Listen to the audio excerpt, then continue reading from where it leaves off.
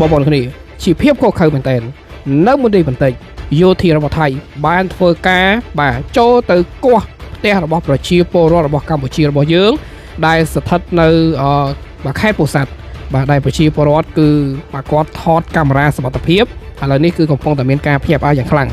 នេះគឺជាភាពខុសខើថ្មីរបស់ថៃដែលដើរកោះផ្ទះប្រជាពលរដ្ឋឬក៏វាយសោទម្លុះ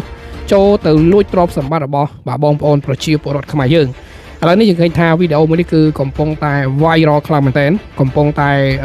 បាទបងប្អូនទាំងអស់គ្នាយើង share ចែករំលែកដើម្បីឲ្យពិភពលោកបានឃើញនៅអំពីភាពខុសខើរបស់ថៃដែលកំពុងតែធ្វើដាក់មកកាន់ប្រទេសកម្ពុជាក៏ដូចជាប្រជាពលរដ្ឋដ៏ស្លូតត្រង់នេះបើយើងនិយាយពីច្បាប់គឺថៃបន្តខុសខ្លាំងមែនទែនដោយសារតែការវាយទម្លុះទ្រព្យសម្បត្តិរបស់ប្រជាពលរដ្ឋនេះគឺខុសច្បាប់ខ្លាំងដោយប្រជាពលរដ្ឋខំរត់គេចអំពីការឈ្លានពានរបស់ថៃក៏ប៉ុន្តែថៃបាទបែរជាមកបំផ្លិចបំផ្លាញទ្រព្យសម្បត្តិរបស់ប្រជាពលរដ្ឋខ្មែរយើងទៅវិញនេះគឺជាភាពឈឺចាប់មួយដែលប្រជាពលរដ្ឋខ្មែរយើងជាពិសេសប្រជាពលរដ្ឋដែលរស់នៅភូមិថ្មដាខេត្តពោធិ៍សាត់ដែលបានបង្ហាញអំពីកាមេរ៉ាសុវត្ថិភាពនិងរូបភាពមួយចំនួនដែលទាហានរបស់ថៃបានចូលទៅវាយសោនៅកោះផ្ទះបាទលួចទ្រព្យសម្បត្តិរបស់បងប្អូនប្រជាពលរដ្ឋខ្មែរយើងនេះគឺជាព័ត៌មានថ្មីបងប្អូនគ្នាព័ត៌មាននេះយើងឃើញថា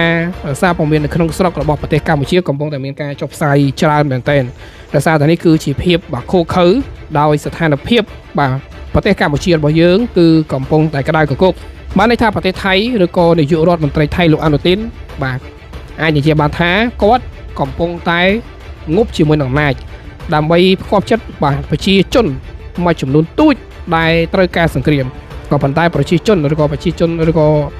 ជនជាតិបាទសៀមដទៃទៀតត្រូវការសន្តិភាពគាត់អត់ស្ដាប់នោះទេឥឡូវនេះគឺបាទថៃកំពុងតែគម្រាមកម្ពុជាបាទឲ្យចូលតុចរចាដើម្បីស្វែងរកសន្តិភាពសូម្បីតែបាទខាងសហរដ្ឋអាមេរិកនិងចិនក៏វាមិនស្ដាប់ដែរ